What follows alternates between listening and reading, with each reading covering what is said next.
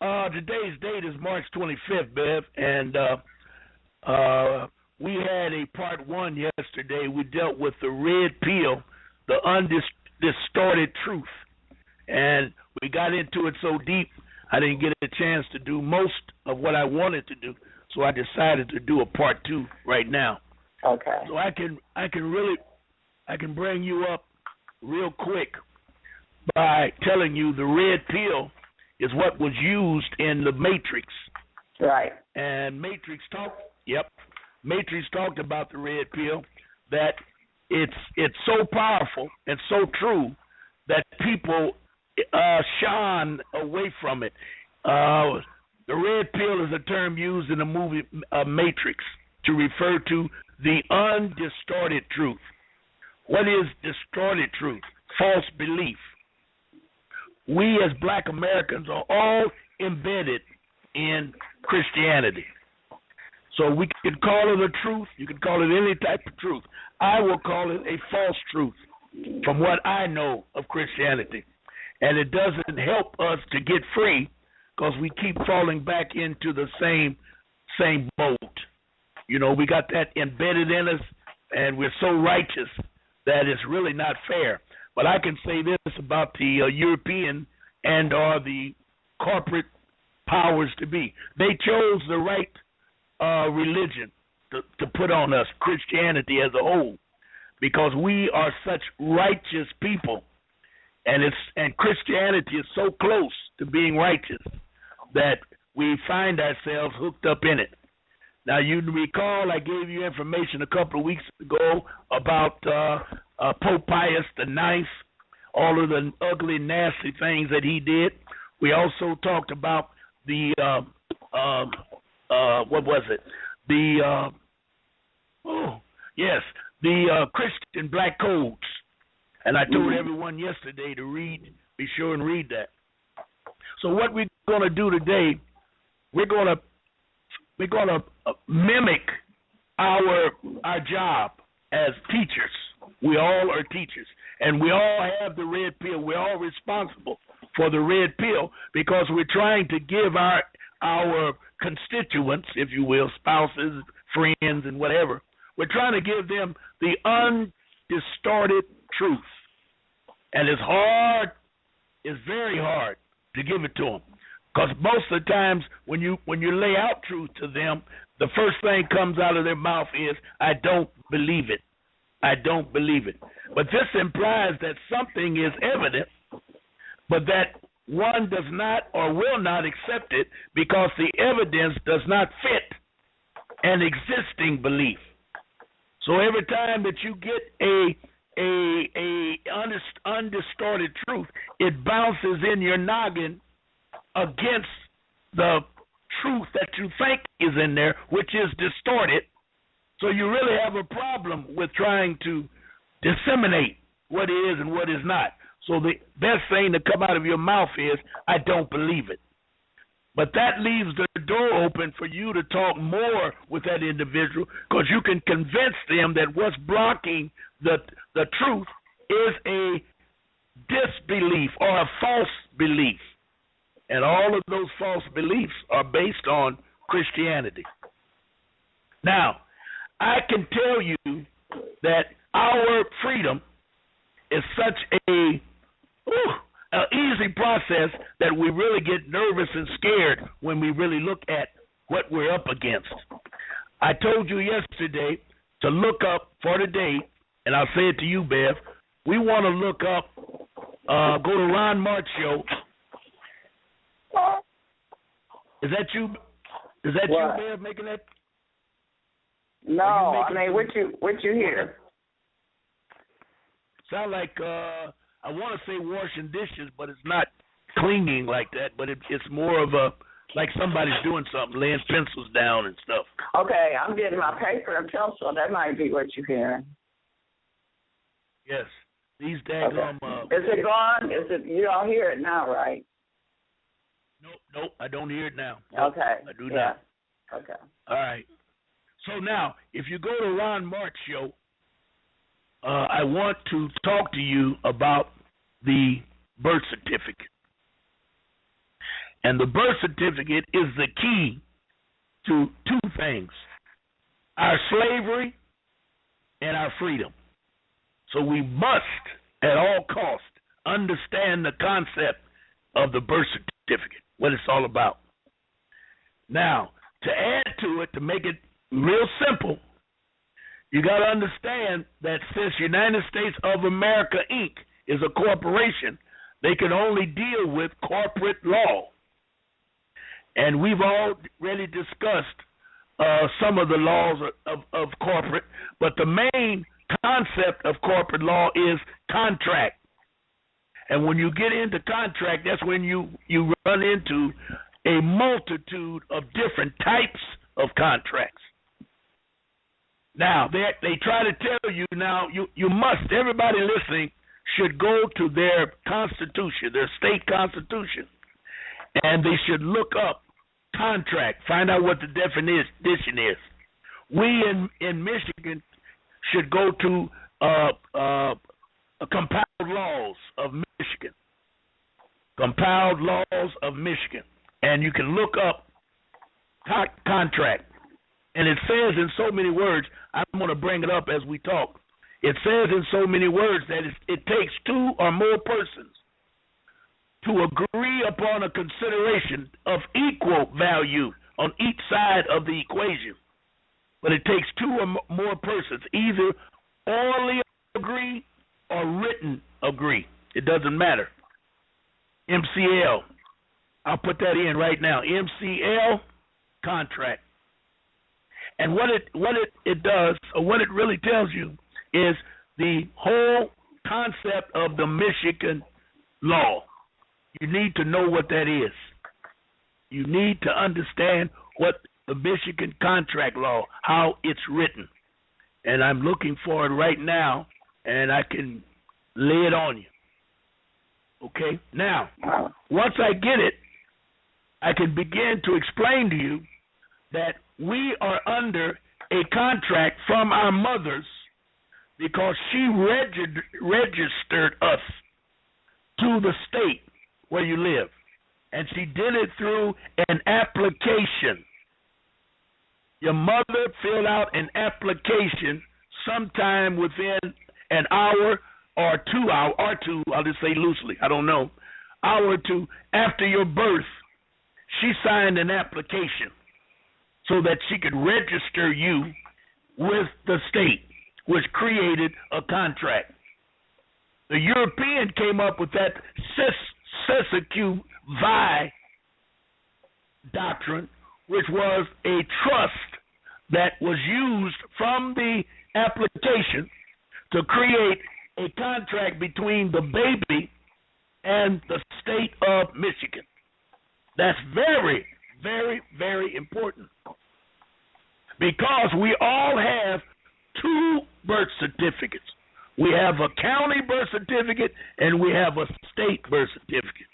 They will keep that state birth certificate away from you as long as they possibly can. Yes. They have no right to keep it. You bear witness to that. Yes, I bear witness, yes. Yes. They have no right to do it, so you got to be sure to use the proper language when you are trying to do it. That's why I recommend you go to my website and go down to Who Owns You and read the entire process, and they will tell you in the last section that you need to apply for your birth certificate through a company called Vital Check. www.vitalcheck. And the only thing you need to remember with Vital Check is you want the long form.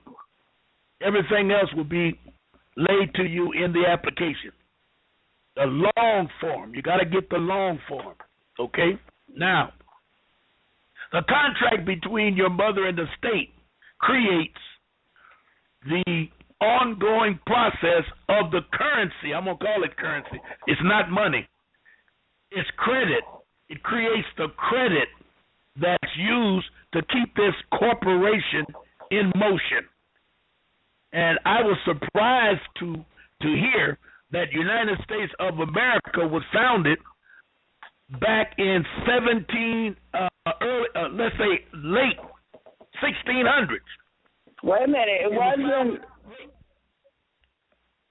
Go ahead. I know what you're going to say. Yeah, go ahead. They filed the paperwork in 1871. It was a Delaware corporation. But the concept was way back in 1500. They was already doing it. Everything was laid out, and they were working for going towards the 1871 because they knew the land did not belong to them. So they came up with this scheme, this scam. And that's why when I read to you of 1663, I read to you that the Queen, during the Black Plague of London, declared all of her constituents in her whole dominion. And you know, at one time, England owned everything. They said wherever the sun rises, it rises on England. England owned every damn thing. So during that period, she said that all of my subjects are dead. She declared them dead. And then she added a second clause that once they become alive, she will give them back everything she took away from them. That has to be understood clearly because we're in that process now trying to wake up the dead because you're dealing with that birth certificate. And they have already locked that birth certificate into the Siskiyou account and already had it on Wall Street through 55 Water Street in New York, and they put dollar bills on it, $1 million, I think. Well, it varied. Right now, it's probably $2 or $3 million they put on every birth certificate to make it a negotiable instrument. And then it means as you work yourself in the system, everything that you have and own, it goes to the state. Just like she said in 1663. You out there do not own a damn thing today. Everything you think you own, you had to fill out a form of some type, and that form gave it to the state, such as we're talking about ticket items, which would be large items where you would normally have credit, automobiles, of your house, all of your insurance policies, all of your investments, all that paperwork that you fill out, you give it to the state that you live in. It's registered in the state that you live in. So it becomes the ownership of it goes to the state. And they, in turn, let you use it, but they continuously come up with rules and regulations where you have to continuously pay, such as taxes. It's ironic when people celebrate that they paid off their mortgage or their automobile, and every year they still have to pay money in order to drive it. All of those funds goes to the state, and the state, through the corporation of the state, it goes to the Queen of England. It's madness, and I think everybody should get some pencil and paper so they can ask me questions about it, because I understand it clear as a bell. It doesn't really bother me, but a lot of people just can't seem to put that together. Okay. So you saying even today, Ron, that it goes to the Queen? Yes. They had a judge on the East Coast that I think it was in New York. He had a case, and he made a statement in court on record that the Queen tells him what to do. The hell with Obama. He belongs to the Queen, and he's totally correct. Because all judges, all lawyers, all prosecutors, all friends of the court have an oath. First of all, the oath is that they will uphold the Constitution that belongs to the Queen, because she's the one that it was made out with. But the main thing is they all belong to the bar. And the bar is a registered registry authorization from the Queen of England. BAR stands for British Accredited Registry.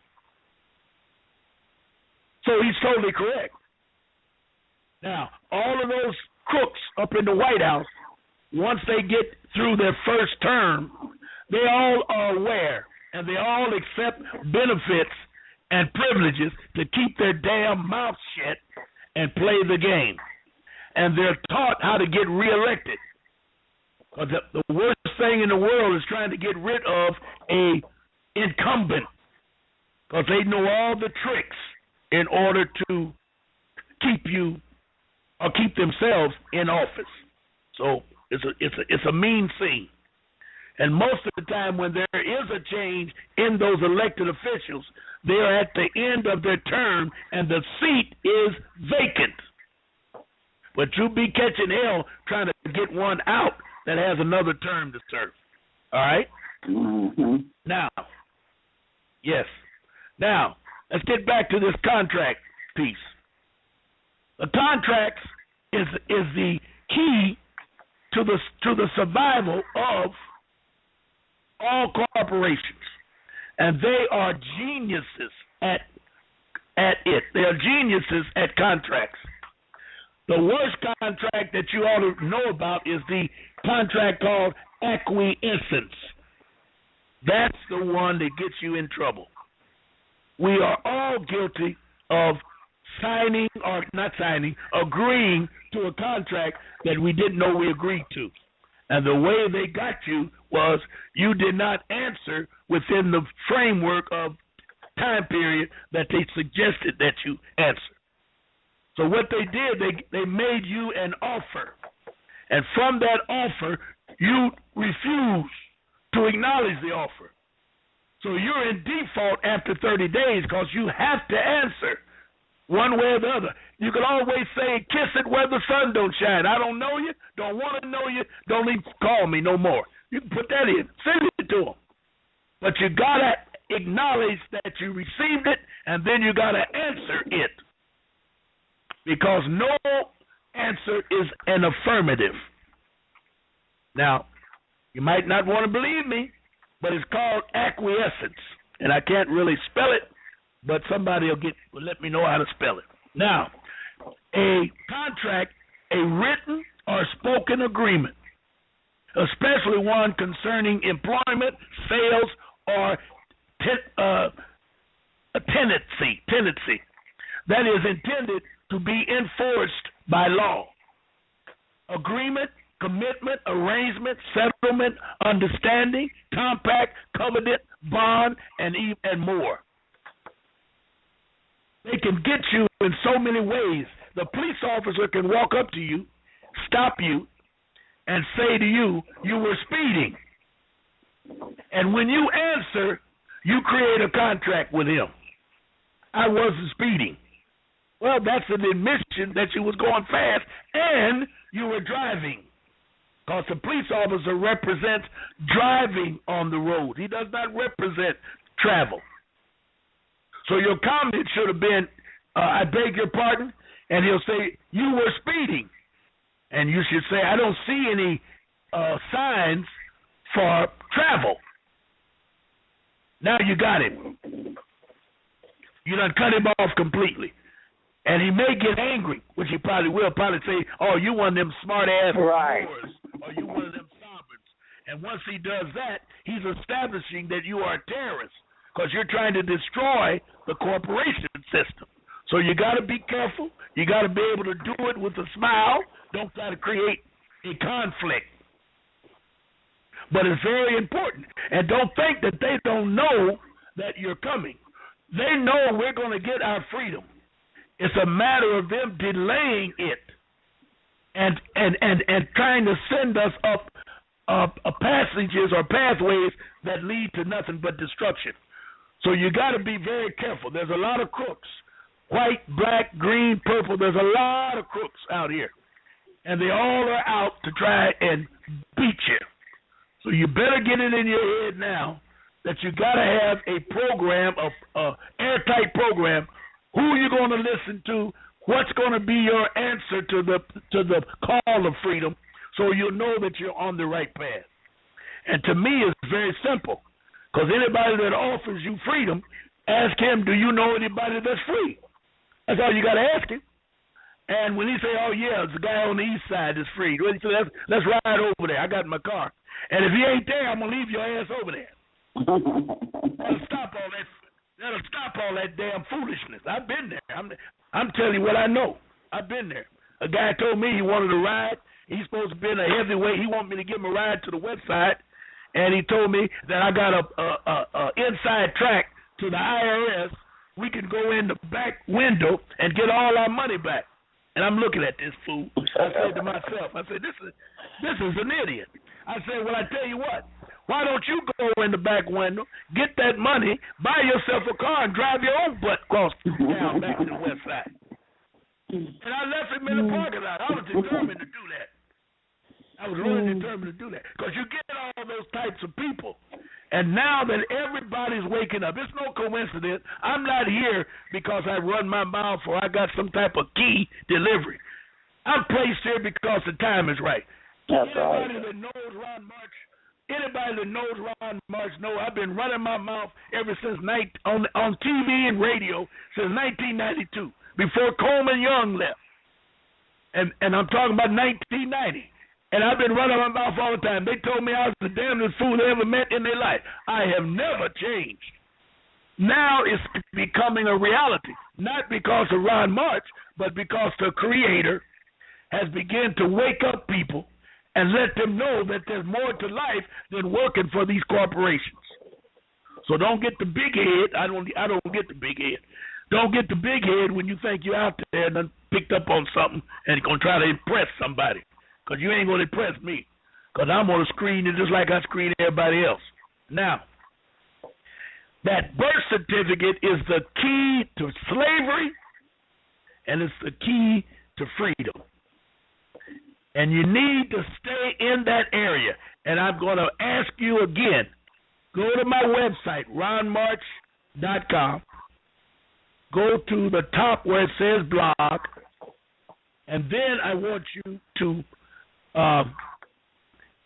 look down, hit it, and go down that says, who owns you? I'm looking right at it right now. Now, Bev, yesterday, I was reading, and it hit me so hard. I kind of screamed because there is a clause down here. I'm looking for it right now.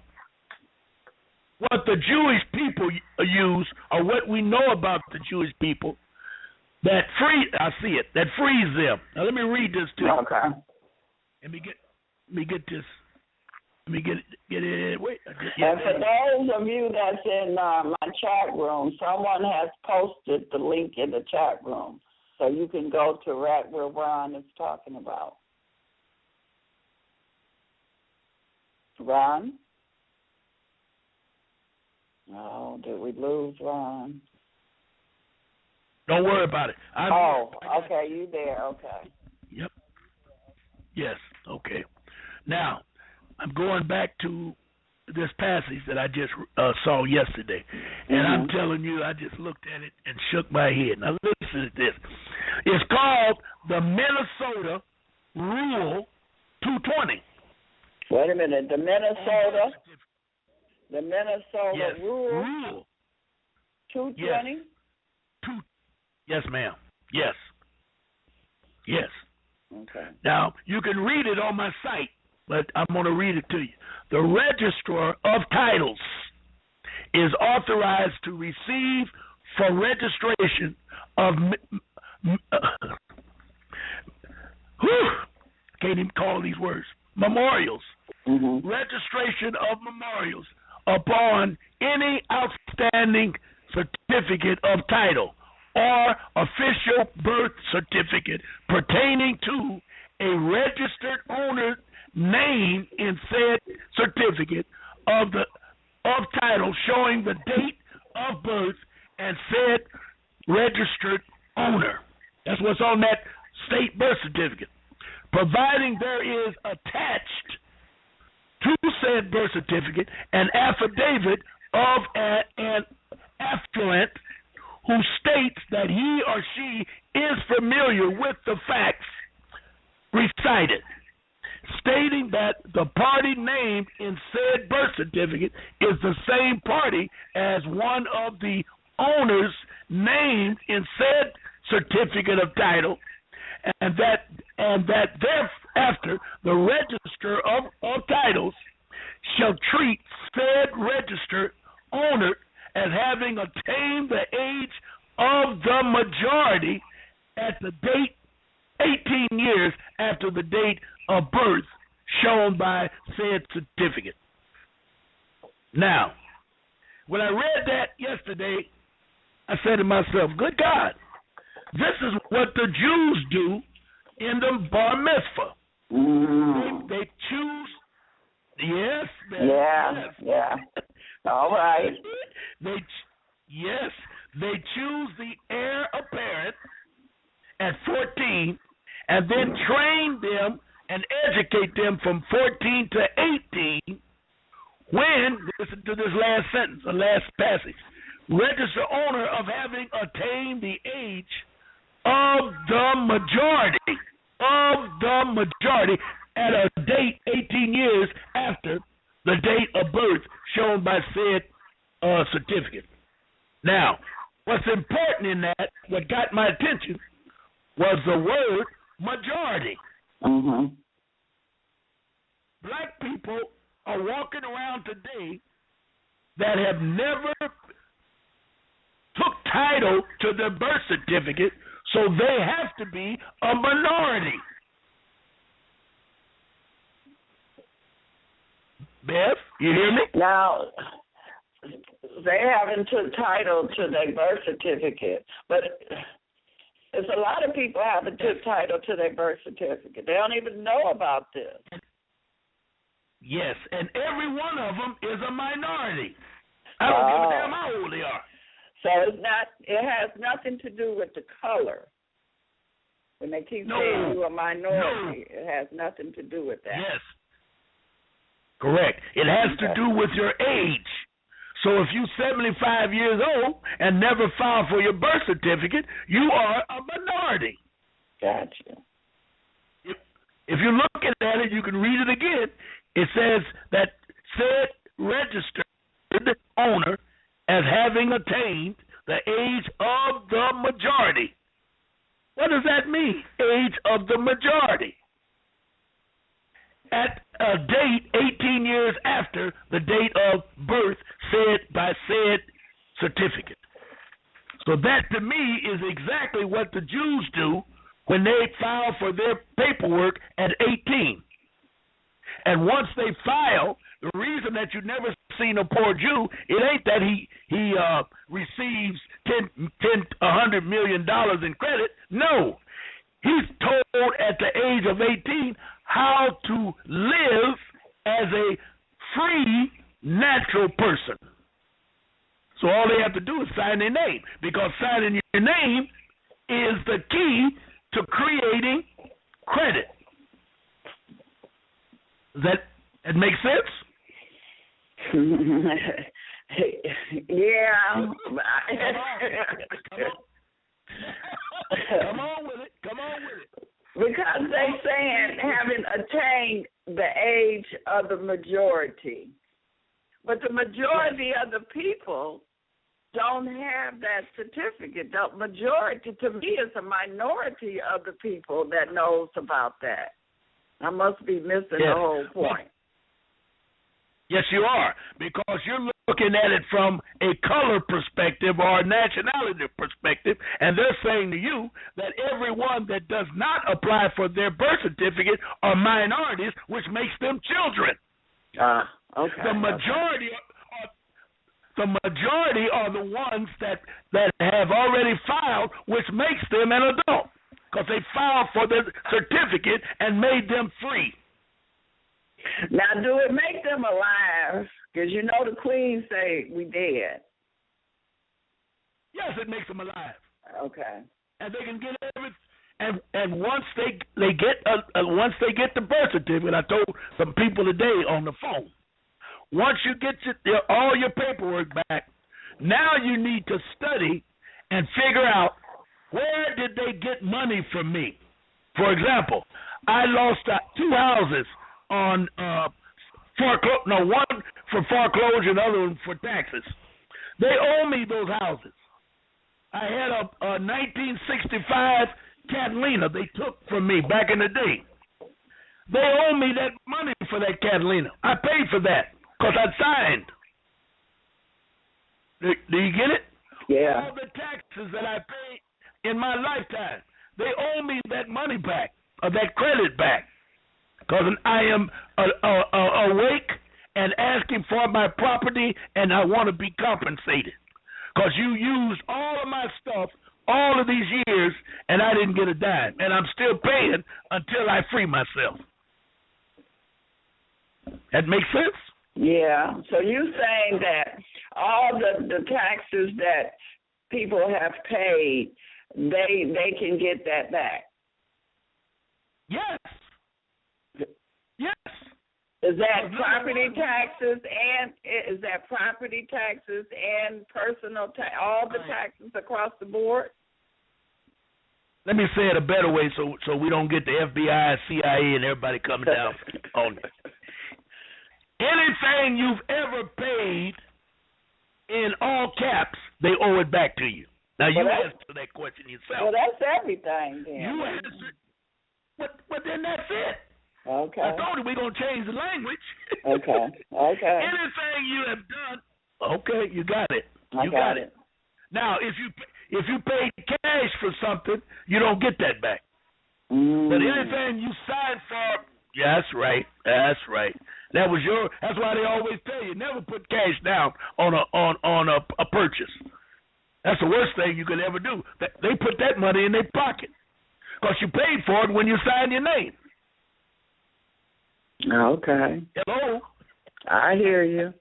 So anytime you sign your name, you create credit, points, or currency. Let's call it currency so everybody can keep up with us. You create currency every time you sign your name.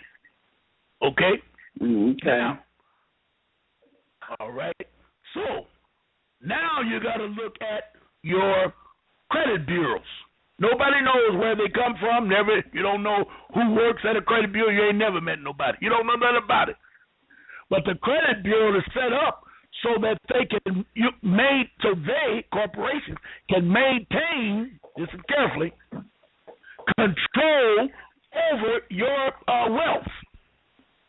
Because if they didn't have the credit reports, you would go out tomorrow once you get free and buy a Learjet. And you know damn well you can't pay for a Learjet because you don't have that type of income. But once you learn how to use the instruments of the negotiable instruments, since there is no money, all you have to do is write a negotiable instrument and it's paid for. But that becomes complicated because if you don't know what I'm talking about and have never started it, I would advise you to leave that alone. What you want to do with your freedom is get out of debt. That's what you want to do, get out of debt. Now, if you want to start getting fancy, you need to take some classes and talk to somebody how to start creating your wealth. But due to Minnesota Rule 220, it controls your birth certificate, and due to Article 4 that I read a couple of weeks ago, full faith and credit, which is on the authenticated sheet. Now, Bev, you haven't gotten anything back yet from the state, correct?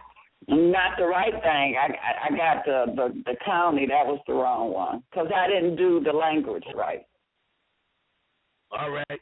When you get it back from the state, there's going to be a clause on the cover sheet. The cover sheet, they're going to attach it, what they talk about here. As long as it's attached to the birth certificate, the cover sheet, they're going to use the seal of the state, fold it in half, put half of it on the birth certificate and the other half on the cover sheet, and then they're going to put a staple in it. If you disconnect or detach that staple, you're back in slavery. You got to keep it attached.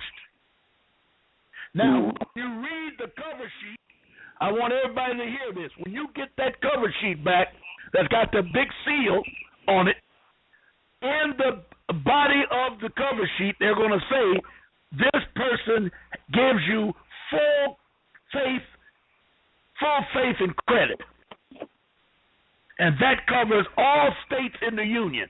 So we can use Minnesota and deal with our birth certificates in any state we're born, because Article 4 says you can do that.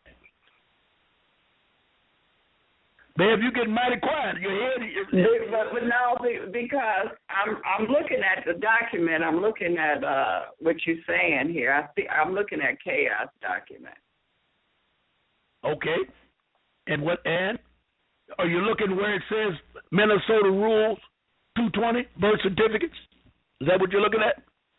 Is that down in the right-hand bottom corner there? Let me see. No. Are you looking at it from Chaos, or are you looking at it from my website? I was looking at it from Chaos. You got it on your website? Right. Yes. Okay. Yes. Okay. Ron March. I'm on your website too. Let me see. Let me scroll down to it. Go up. No. Go up to the top where it says blog. I'm on your to the top first. Okay. I'm on I the blog. understand. But you got. Yep, tap the blog. Now, when you get to the blog, start scrolling down. Now, what am I looking for? You got different titles here. I'm looking for birth certificate.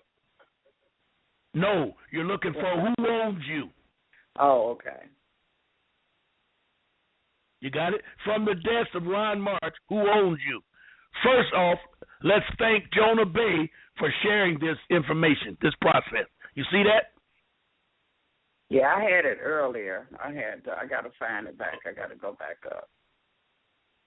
But I was there. Okay. Minnesota Rule 220. Is that where you at? Is that where you want me to be at? Okay. Yes, and it says birth certificates. Right. And now I'm going to read the Constitution of the United States. It's Article 4, Section 1. It says, full faith and credit shall be given to each state to the public acts, records, and judicial proceedings in every other state, and the Congress may by general laws prescribe the manner in which such acts, records, and proceedings shall be proved, and the effect thereof. So my point in reading that is what went on in Minnesota with Rule 220, you can use it from the state you were born in, and that cover sheet will have full faith and credit on the cover sheet. Yeah, because I'm reading this cover sheet, and it say, I certify that this document hereunto annexed is under the seal of the state of Michigan, and that such seal is and are entitled to full faith and credit. Right on. There you go. Yes. And you get it, and when you get it back from the federal government, it's going to say similar words, but it's going to be similar, but it's definitely going to say full faith and credit. Okay. And if you read down where it says United States of America, Department of State, John Kerry is what they're talking about. Okay. It says it right, to whom these presents shall come, greetings. I certify that the document hereunto annexed is under seal of the states of Michigan, and that such seal is or are entitled to full faith and credit. That's very important. Yes. So that means you can take that birth certificate and move anywhere you want to go, and you get the same full faith and credit wherever you go in the United States. Okay. But you got to go to you got to start. The first one has to come from the state where you were born. They're going to give you full faith and credit. Then you're going to send it to the Department of State, John Kerry, and then they're going to put a seal on it and give it to you full faith and credit. Okay. You got it? Okay. Gotcha. All right. Now, if we're still dealing with, and I'm talking about the red pill, there's so much going on in freedom that we don't even know about, don't even have any idea what's going on. Let me find it here real quick. I got it here. There it is. Now, I'm going to read this to you, and I know you're going to call me crazy, but this is what happens when you get involved in your freedom. When you get a bill, charge, or offer, there must be a check enclosed. I'm going to stop right there. Anytime you get in your mailbox a bill, I don't care where it comes from, Sears, Roebuck, credit card, wherever it comes from, there should be a check in that envelope so you can pay that bill. Any questions? Do that include utilities? Yes. The utilities got nerve to put on there payment coupon. But they are the ones that you fight the hardest because they can cut it off. They'll use intimidation, and we don't have enough people yet to fight them. But the more people we get in line, we can tear their butt up and make them accept it, because we can take them to federal court. We can sue them. Because they are more involved, because the utilities, listen to me, all utilities that are out there, I don't care what it is, water, gas, lights, gas, all of that comes from the land. And the land belongs to us because we are Moors. They owe us for that. Now, you know that they want to open up that can of worms. Well, they saying their comeback is that you're paying for the infrastructure to be able to get the water.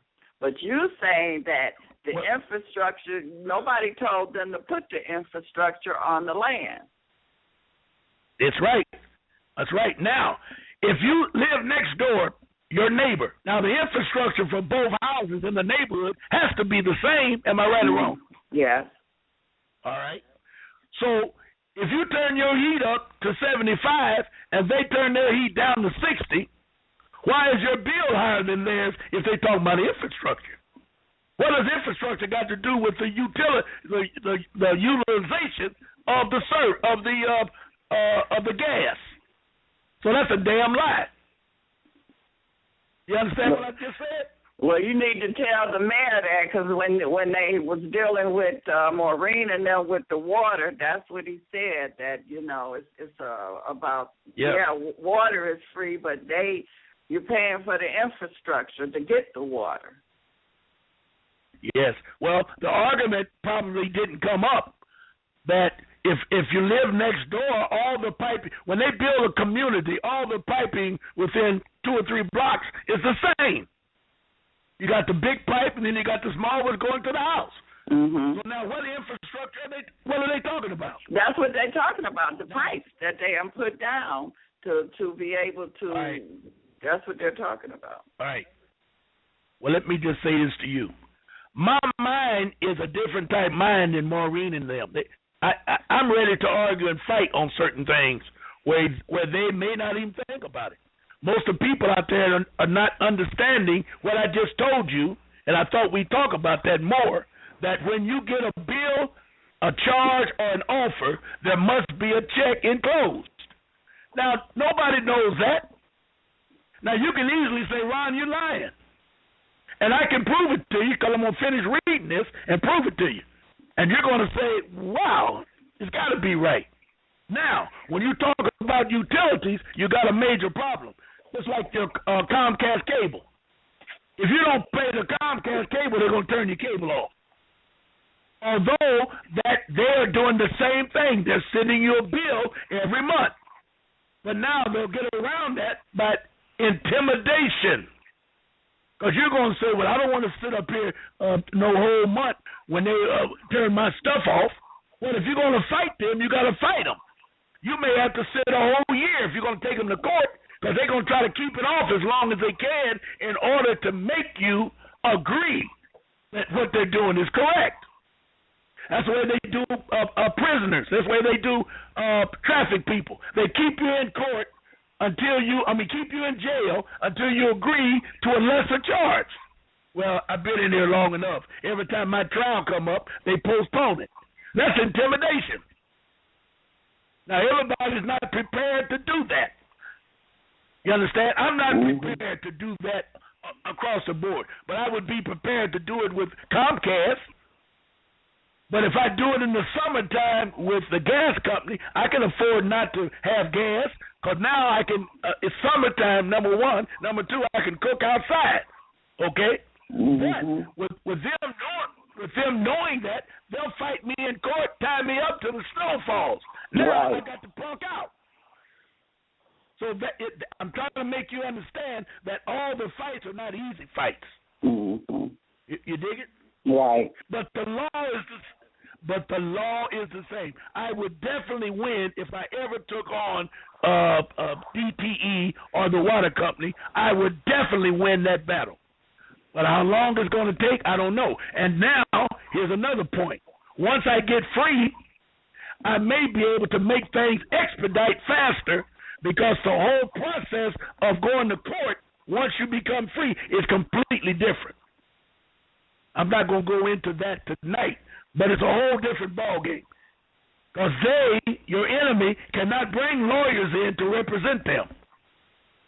Whoever turned your stuff off, which would be the CEO, I'm going to bring charges against the CEO. When I go to federal court, he got to bring his butt into federal court by himself and explain to the court why he got payment coupons on that and the land don't belong to him. How the hell is he going to charge me the lie that you just told me, the lie that you have to pay for the infrastructure? Well, if that's the case, everybody on my block should be paying the same amount. And I know they're not. Now, how you going to get out from under that? Now, if you're a slave, if you're a slave, they can tell you any damn thing. And once you sue, they can tell you any damn thing when you go to court, because you don't have any rights, because you're a slave. Now, to make you think you're doing something, they'll say, okay, you owe them $10,000. Let's do it this way. You pay them $3,000 and stop all this madness, and they'll turn your stuff back on. But now you may say, well, I've been fighting all this time, I might as well do it. Or your wife will jump upon you, or you got babies in the house. You see what I'm saying? Right. So many variables. All right, let's go back. Let me start again. When you get a bill, charge or offer, there must be a check enclosed. And if there is not, the offerer, and would be the person that sent it, is in breach of good faith in the course of dealing and usage of defective trade practices. And the offer was fraud. Them sending you that in the mail is fraud from the beginning.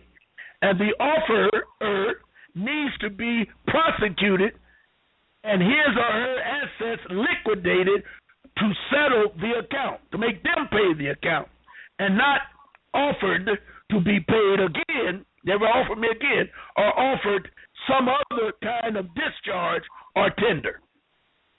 Now, let's talk about that real quick. What are they talking about? I told you when you buy something, it's already paid for. Why would a corporation send you a bill in the mail? That's fraud. How can I say this? If I come over there and cut your grass, and then the next day I send you a bill for $20, what are you going to do? You already paid me for cutting the grass. Now I'm going to send you a bill for $20. You paid me $20 for cutting the grass. And when I get home, I'm going to bill you $20 for cutting your grass. Now, answer that. What would be your answer to that? I wouldn't pay him because I already paid him. Well, you can't say you wouldn't pay him because if I take your butt to court or go downtown and get a summons and complaint, don't forget, you got to answer the contract that I sent you in the mail. You got to answer that. Now, I know you're not going to pay or you don't want to pay, but you got to come up with some language that's going to offset it. But then you said I paid him $20, so you saying that he just took that money and put it in his pocket. It's about that receipt that he sent me. Yes. Okay. Yes. And now he's going to send you a bill in the mail. Now, on my part, that's fraud. You should bring charges against me. Now, if you can prove that you paid me the day before, now you got to be able to prove that. Now, when Sears send you a bill in the mail, they're gonna commit themselves because they're gonna say in the bill that chair you bought yesterday is $500, and here in the mail we're gonna let you pay $100 a month. Now you really got them because they're committing fraud against you because you signed your name to the credit, and I'm telling you it was paid for when you signed your name. So you saying when I went into Sears to buy this chair, and I went in there and signed this piece of paper saying that, what about layaway? Well, layaway is like cash, so you can't do anything with layaway. Okay. But you can do something with taking it home that day because they're going to check your credit and say, listen, we got a easy payment plan. If you pay it off in 90 days, we won't charge you no interest. Something like that. Right. So you sign up for it. You take the chair home. At the end of the month, they're going to send you a bill. Now, it says by law there should be a check in that bill, in that charge that came to your house. There should be a check in there. Because if it's not a check, they're committing fraud because you already paid for it. When I signed that paper. Yes, you did, and that's your not excuse, but that's your receipt. That's your receipt that you have already paid for it because there's my signature right there. Now, what about on the paper? What about on the paper if it says that I'm agreeing to pay them $100 a month with such amount of interest until the full amount is paid off? Well, now you're getting into some language. I'm trying to think. Okay. I don't know if I've ever seen that. Let's not overlook it because you're actually creating two contracts now. One that you owe for the chair, and then another one on the details of the chair. And I'm trying to think, do they ever put that in your initial paperwork? You know, the bill, when you get home and tell your husband, I just bought this chair and look at this, you look at the price on the bill, it don't say nothing about I'm going to pay $50 a month or something like that. Those are all agreements. Those are normally agreements that he puts down in the store. So when that first check comes to you, you're going to do this and do that. Now, if you sign that second agreement, you may be liable for that. Okay. But you got an out. You got an out. And that out is fraud. You didn't know you was not supposed to pay twice. And he did not inform you that he was charging you twice for the chair. And all fraud, there's no statute of limitation to fraud. You get it? Right. Or am I putting too much out there right now? No, and I'm quite sure it's a lot of people, they grasping it real fast. They grasping it. Okay, all right. Well, I don't know any other way of dealing with it other than, laying it on the line, telling you right up front how it works. Now, the next piece says this. When you offer some sort of settlement, and listen carefully, as mentioned above. Now, if they tell you owe, and now you're going to come up with this second agreement that I'll give you $20 a month or something like that. So that's you could call that a settlement on the payments. First of all, you are admitting that you owe them something, right? Which is a big mistake. A big mistake. They need to be exercised in their personal commercial liability for extortion and fraud, period, because you want to accept it for value. I did not find your check herein. That's what you want to put on that bill when it comes to the house. I accept it for value, but I didn't find your check herein. This means that you have not fulfilled your fiduciary or moral duty as holder of the account by balancing the account upon receiving your full acceptance, which would be acceptance for value, which is authorized as the authorized representative in fact.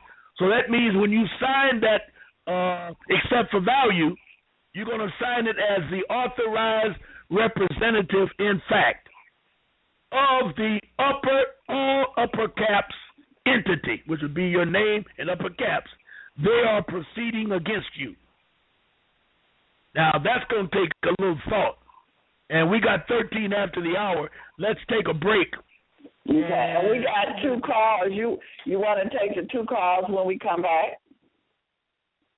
Well, let's take them now. Okay. All right. Area code 336-480. Yes, how you doing? Great. How are you? Yes. I'm doing great. Yep. Yeah, right. I want to get more involved in the process of learning how to completely take claim to my birthright. Except for value? Oh, okay. What are you prepared to do? I suggested. How long have you been listening, young man? Around about 30 minutes. I will put it like this right here. All right. I'm like a babe trying to learn how to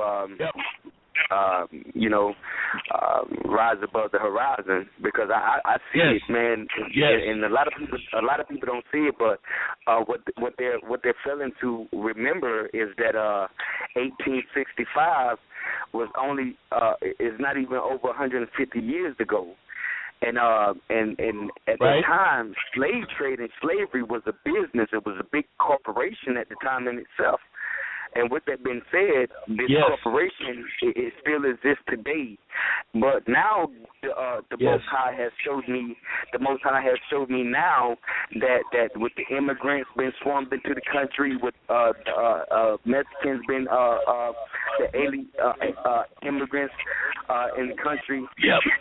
The Most High showed me now that this thing of slavery is bigger than we think it is, because now we're all under this thing until we take claim and take right to our birthright in this land, and that's one thing that the Most High has woke me up to. But I have yet to find men to help me to take that next step. All right. Here's what you do. I want you to go to my website, ronmarch.com. Key on it. Go to the top where it says blog. I'm on it. Go up to the top where it says blog.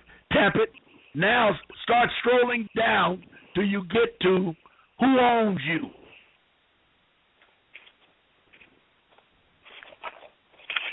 Okay, I'm right there. Keep going down.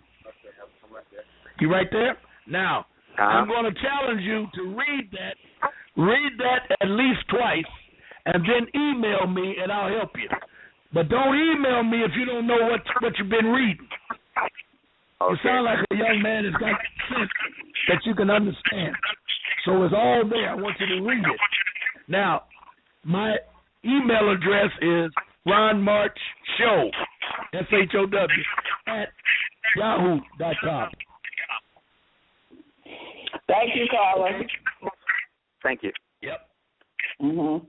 And so, Ron, we got one more caller, but it kind of looks like to me that they know that the slaves that they have are wakening up, and so they're going and they're bringing the immigrants in to be the new slaves. Well, I wish I could agree with you, but see, people they bring in have a nationality, and they come under the same yoke that we do, but they can't make the kind of money off of them that they make off of us, because they're going to be 18 and older, and I'm sure that they are taught, because somebody said they went up to Lansing, and the place was loaded with Arabs up there where you get your seal. They wasn't sure what they were doing, but there was a whole lot of them up there.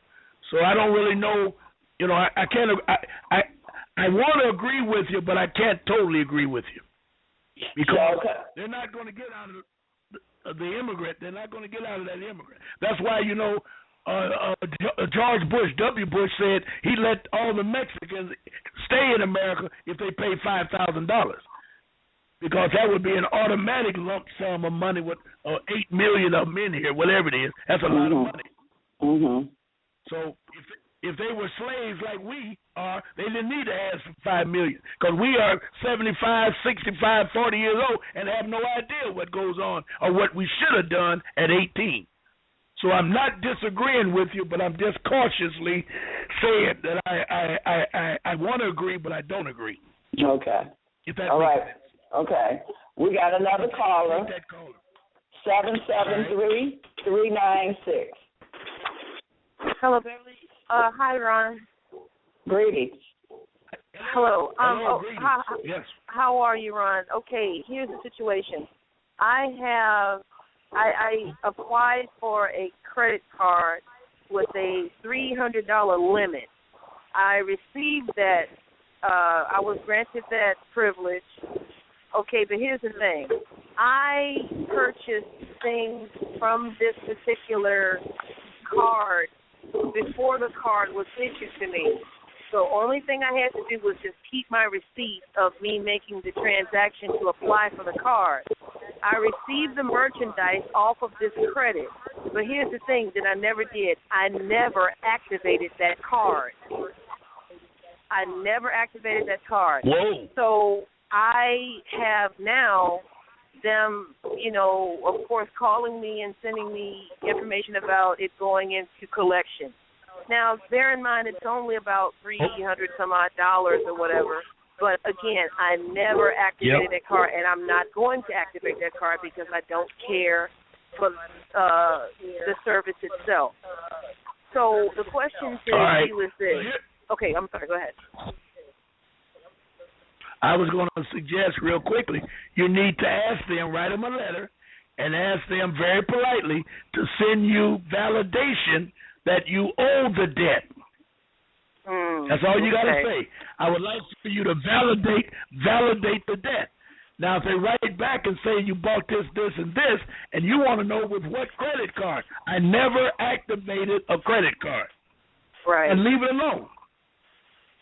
And I would suggest you do it at least the first time you do it, you can send it straight. But if they don't answer within, 15 days, you need to send it to them again and certify it so you can prove that you are communicating with them. Mm-hmm. You know what I mean?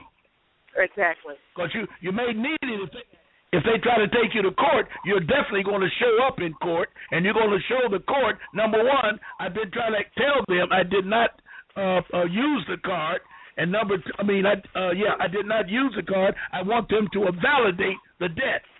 But you got to be careful, because in order to validate it, they have to create the slips.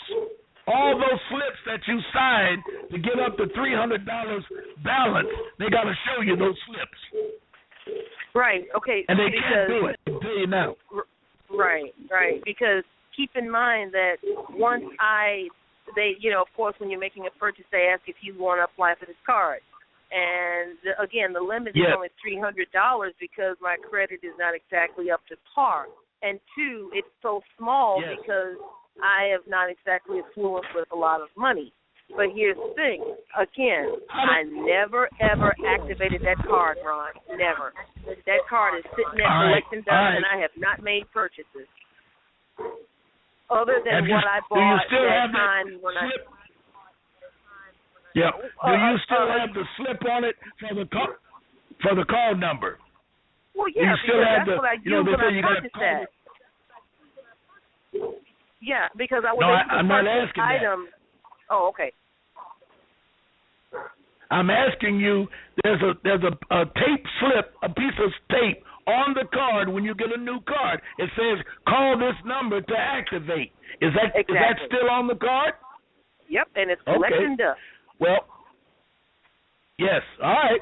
Well, you got a battle on your hands because they're going to say you used the card, and all you can ask them is to validate it. You want them to validate it. That's all you got to say. Yes. All right? Okay. All right. Thank you, caller. Okay, you know what, Bev, can I ask you one more question maybe on when he comes back from break? Okay. Because this is about the Department of Justice. Okay. When we come back, I'll connect you. Okay, thank you very much. Okay. All right. Okay, right. We have those cases here. When you draw too much unemployment, they want you to pay it back. And I understand that. So, you know, I'm not going to read a whole lot of stuff. You know, I don't need all that. But I'm telling you that except for value, you can use that instrument. And by law, they must accept that instrument. Okay. Okay, Ron, right. I appreciate that. I'll send you the information. Thank you very much, Beverly. Okay, thank you. Okay, Ron, we have a 520425. Yes, hello, Beverly. Yes. I'm here. Can you hear me? Yes, we can. Can you hear me? Yes, we can hear you. Yes, thank you so much for the knowledge that you shared.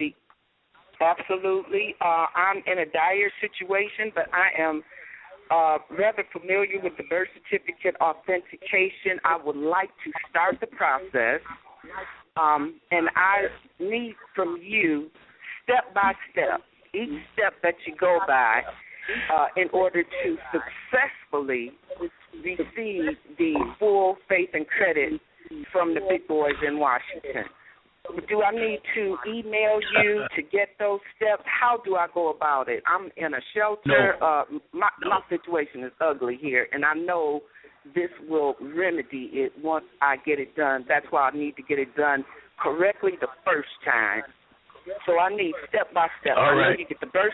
Yes. What do I need to do, please?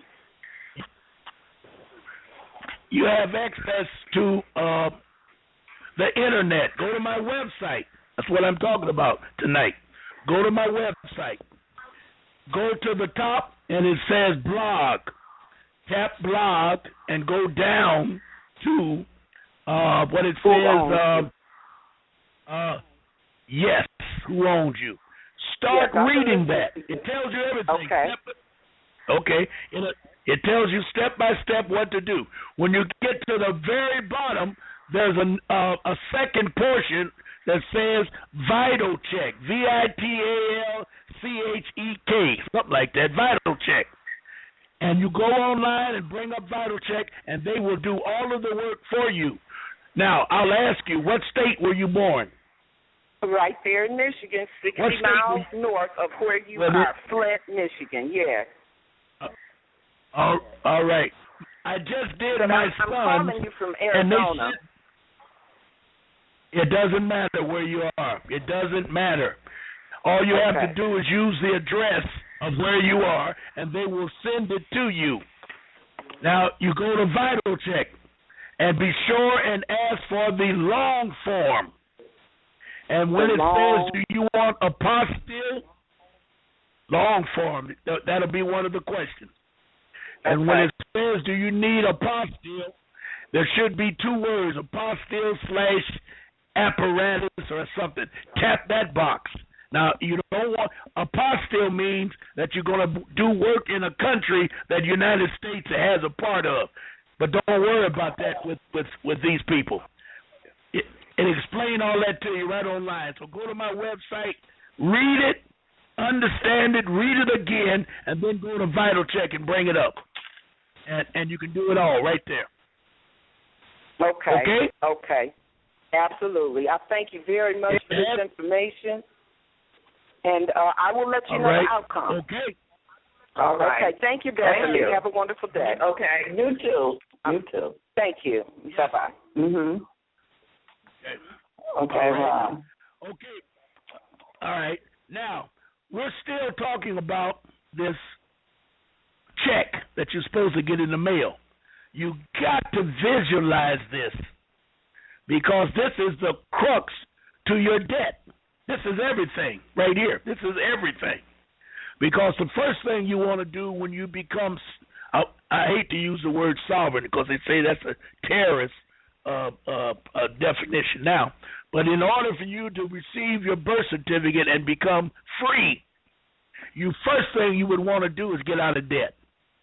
Now, I'm going to read the first sentence once again. It says, when you get a bill, it's coming in the mail, charge or offer, there must be a check enclosed. There's no question about it. If they don't send the check, you're dealing with crooks. It's fraud. It's extortion. It's a violation of your deceptive trade practices. You can charge them with that. But you want to have your your birth certificate in order when you do these things. Now, you can do it in all caps, but it's going to be very difficult. But I would try it in all caps. So you can practice. You're not going to be perfect the first time, and you're going to need practice because you're going to use this process for the rest of your life. So what are you afraid of? You're already in debt, and you're already miserable, so what difference does it make? Right. Okay? Now, this means they have not fulfilled their fiduciary and moral duty as holders of your account. They're trying to scam you whenever they send it to you. Now, if you read title, I'm looking at Public Law. Write this down. Public Law 73-10. Public Law 73-10. That gives you all of the ins and outs about except for value. It also tells you that those crooks, cannot tell you what instrument to use. Anytime they put on your bill, pay in check, cash, or money order, they're violating a federal law. They cannot tell you what to pay in. Mm-hmm. They can take cash, check, or money order and stick it in their pocket. Anything else you give them, it has to be processed. And that's why they ask for cash, check, or money order, because they can stick that in their pocket. All of that money goes in their pocket. Because all they have to do with your receipt, because they always say, listen carefully, when you make this payment, please send the receipt back. If you go to the gas company tomorrow and tell them I want to pay my gas bill and I don't have a bill, but my house is so and so, Johnson Street, they're going to tell you to go over to the table and write out a receipt. Why do they do that? So they can send the receipt in with your name on it and pay off your account. Whatever you give them cash, check, or money order, it goes in their pocket.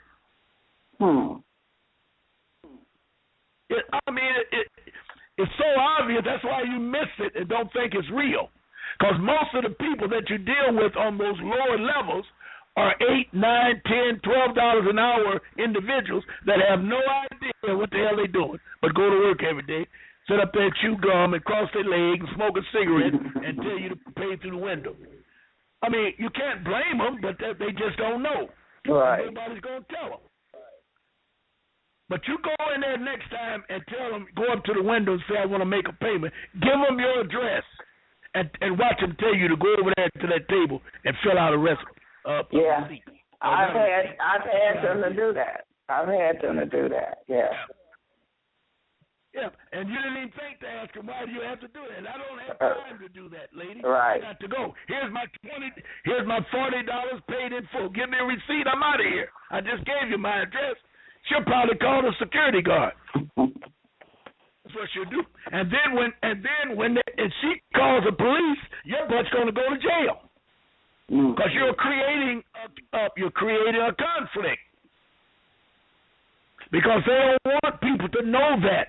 But when you look on your gas bill, your DTE bill, it's big as hell on there. It says payment coupon. Now, all of you ladies out there know what the hell a coupon is. You're going to get something free. Tell me I'm lying, Biff. Yeah, you know, and we still use them online. When we purchase something, we that's go. Right. Yeah. That's right. So they only put that on there to cover their butt so they can't get busted for fraud, because once you bring it up in court, they're going to say, well, we didn't tell them to send it. We got right on there. You can read. Does it say payment coupon? Yes. Well, why did you send the money? You understand what I'm saying? Yeah.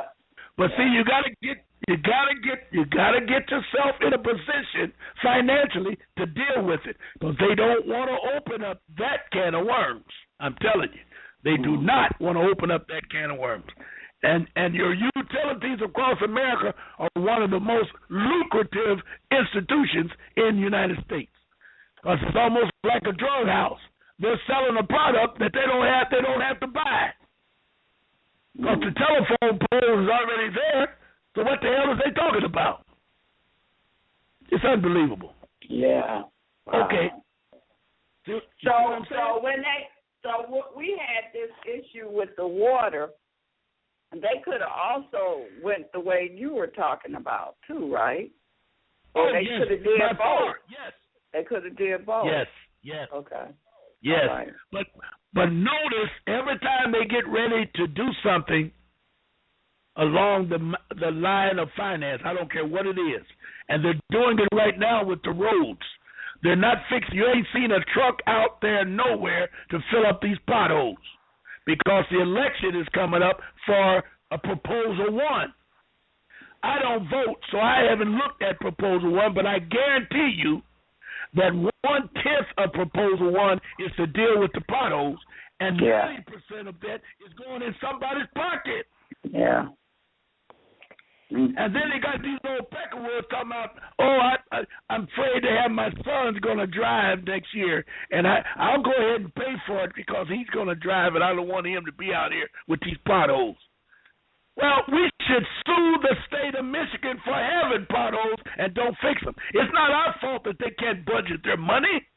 Why do we take it on that, we don't have the money? What I'm paying every month or every year, I'm paying my taxes, and now you tell me you can't fix the roads? You done went to the casinos, and you brought that in, you ripping them off there. Now you went to the lottery, and you pay it off in lottery. What the hell is going on around here? Where is that money going? But they always will create chaos. And you know my old CCS, Bev. Yeah. Chaos, crisis, and solution. They will always create chaos when they're getting ready to rip your butt off. They always do that. And it works every time. And now they got nerve to put it on the air when the husband says, well, I know they're no good. I know they're going to try and steal the money, but we don't really have a choice. Because if we don't pass it now, they'll be back in 3 years with the same bull crap. So they're challenging you right there, and you're listening to it, and you're still agreeing on it. Well, they're saying that they're not going to fix the roads if you don't approve it. You will continue to ride around in potholes. That's what they're saying. Give us this money, let us rip you off. If you don't do it, we're not going to fix the roads. Okay, now, here's what you have to do. You got an administrative process. First thing you do when you hit that pothole and bust out your wheels, you're going to get it fixed. You take the bill, inflate the bill, double it. I don't care, whatever you do. Send the bill to the road commission, whatever that may be, the Wayne County Road Commission, whoever's responsible for the road. Send it to them. You're going to give them 20 days to answer. You want your money for the pothole. They're not going to answer. They're not going to answer. So the law says you have to send a second letter that's called an opportunity to cure. They call it an op-to-cure. You send the second letter. Remind them of the first letter. Now you're going to give them 10 days to answer. If they don't answer in 10 days, now you're going to send the last and final letter.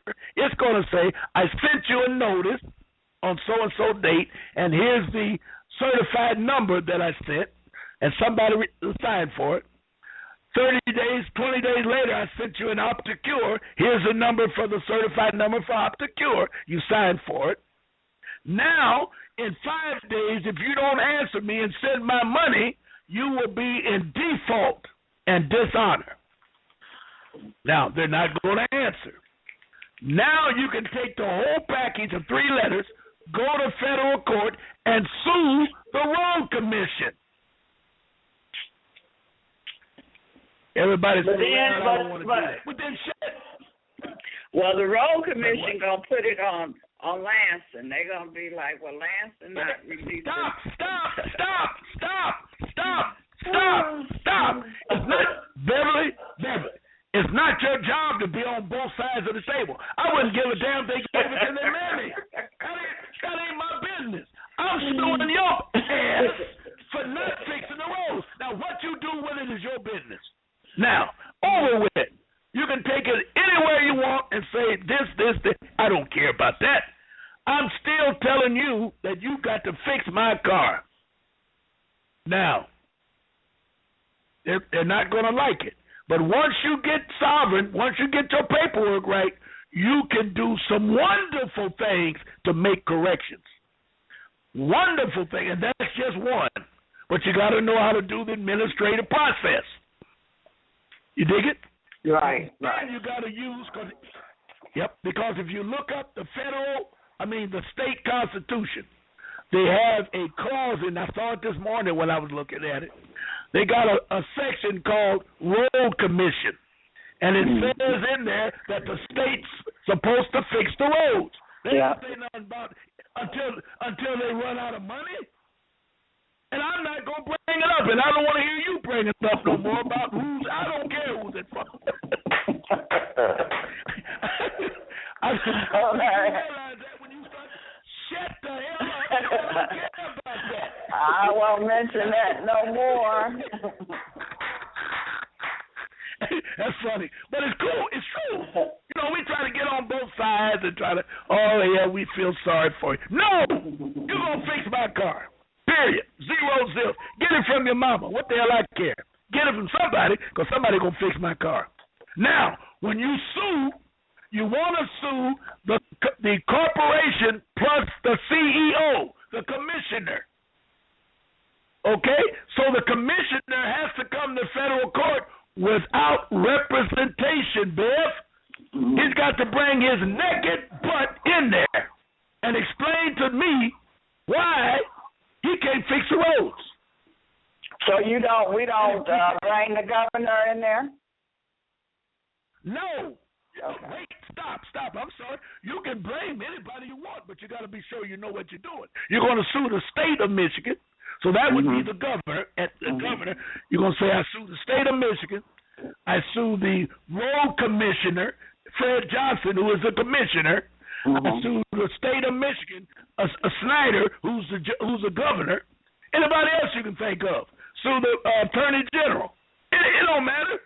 Sue them all. Because they're going to start squirming to get out of the lawsuit, and they'll have valid reason to get out. But I guarantee you that road commissioner ain't going to be able to get out, because the roads belong to him. That's his department, the road. Yes. And if he can't budget his money to fix it, it ain't my problem. He needs to resign. Put somebody in there that can do it, or let's find somebody that can do it. It ain't my job to find you. You said you wanted to run for road commissioner, so do the job.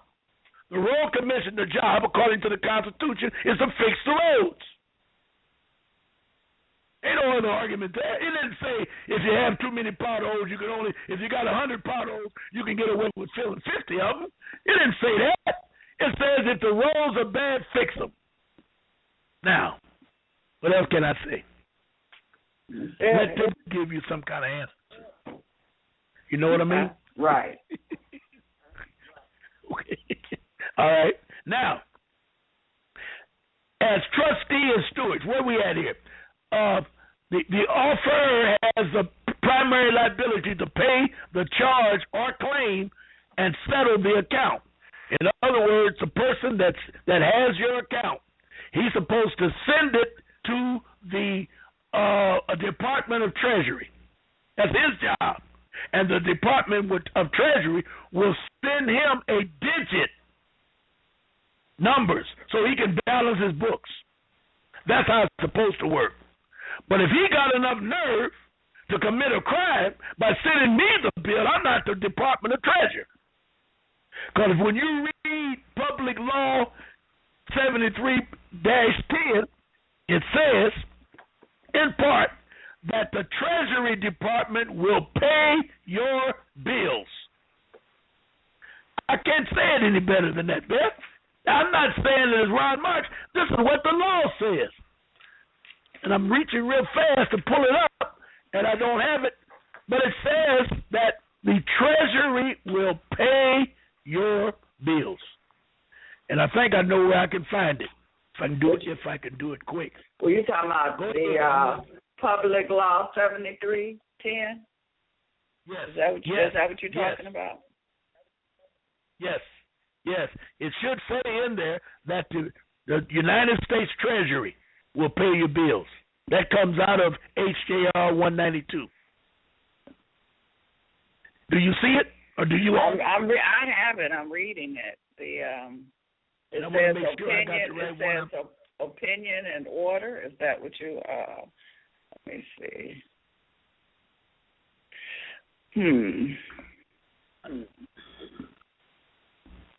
I know what to do. Go ahead. I'm listening. Okay.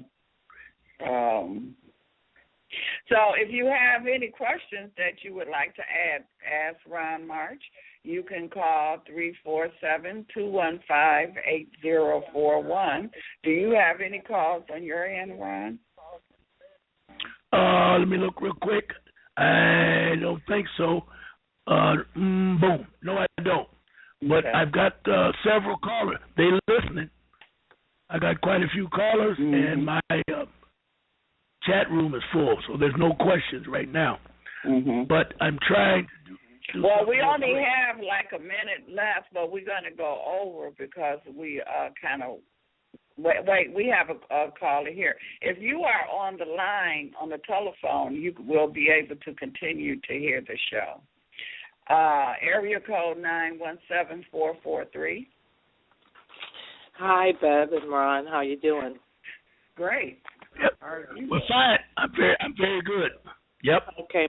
My question is, Ron, when you sent your paperwork to Sterling, Virginia, I know it's $8. It's per copy? No, it's $8. Just send $8.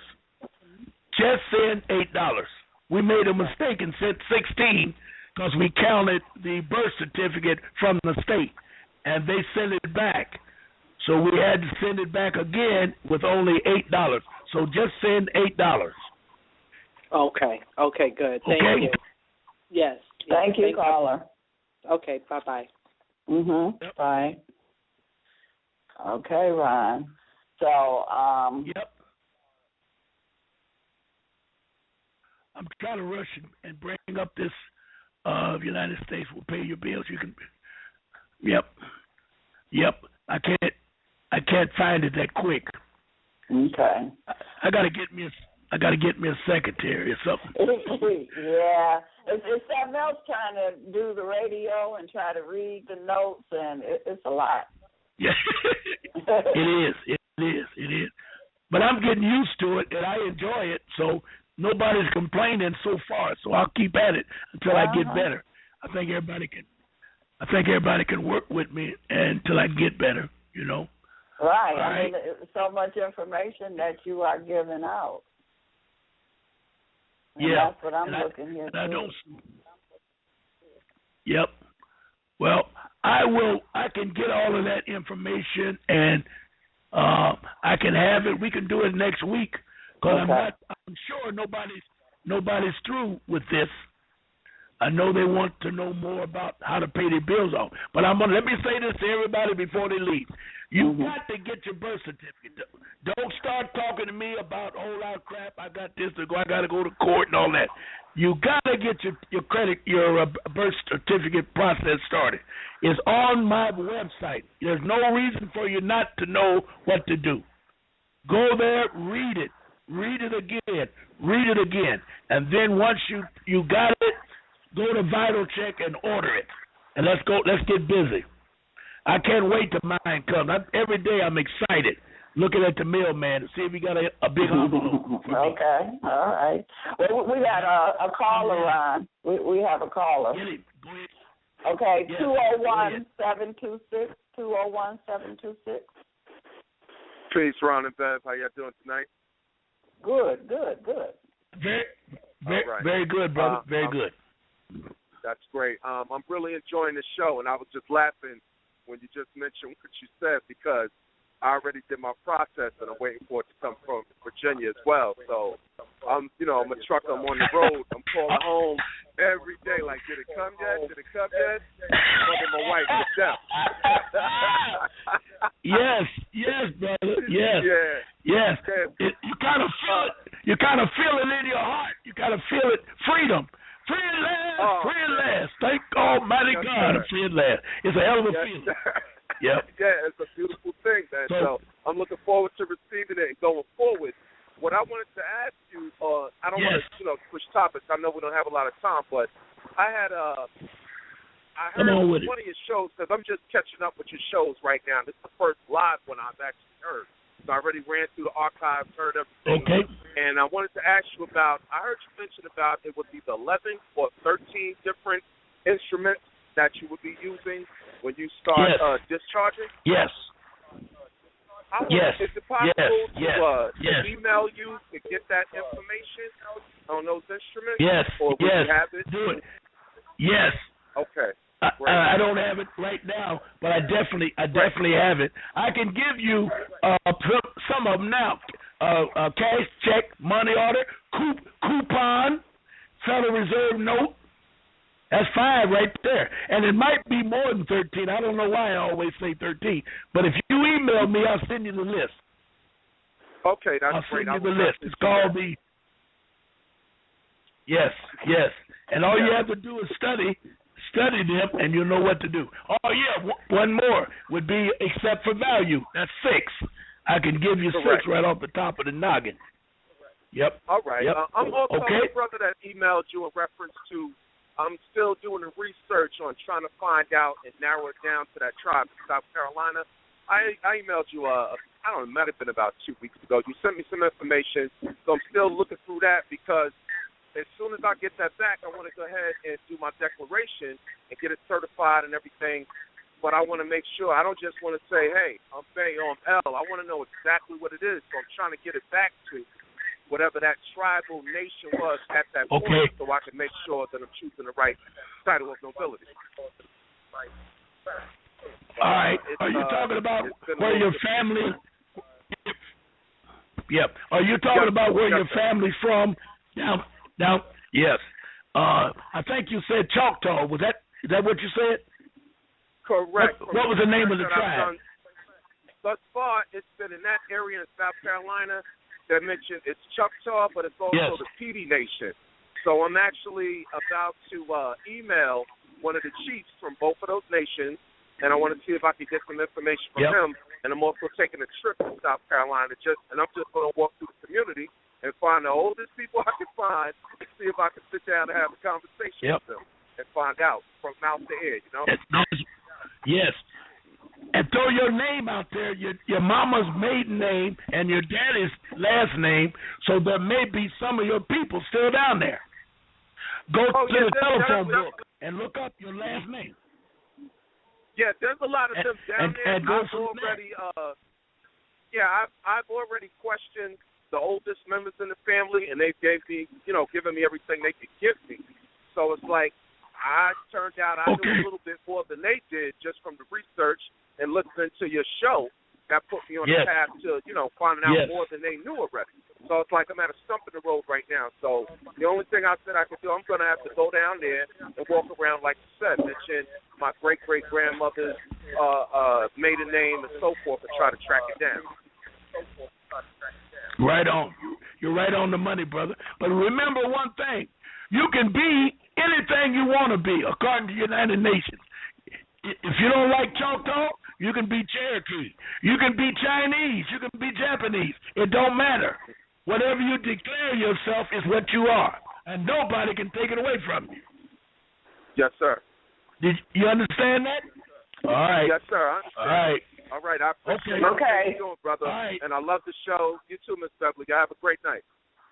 You too. Thanks for listening. All right. Yep. Thank you. Mm-hmm. Okay, Ron. That's it. Yep. All right. I just found something that's. I was looking for something and ran into. I'm trying to cut and paste right now. Okay. Unbelievable. Anyway, until next week, Beth, we'll get together and we'll come back again. I'll try to knock the socks off of them. I get evil when I get on the air. You already you keep us already. When you get finished with us, it'd be so much information, and it'd be just so wow, you just unbelievable. Yes. Yes. That's yes. good. That's I know. Good. Yep. All right. Okay, Ryan. Until next Wednesday at 6 p.m. Yes. We'll be talking again. We'll be ready. All right. I appreciate you, Beth. Okay, and wait a minute, before you go, you're also going to be on Saturday at 4, is that correct? 4 p.m. Eastern Standard Time? Yes, ma'am. Okay. I'm sorry about that. Yes, I will be on Saturday. I want to start announcing that. You're right. All right. All right. Thank you. Peace and love. Mm-hmm. All right. All right. Okay, everyone. Until next week, peace and much, much love.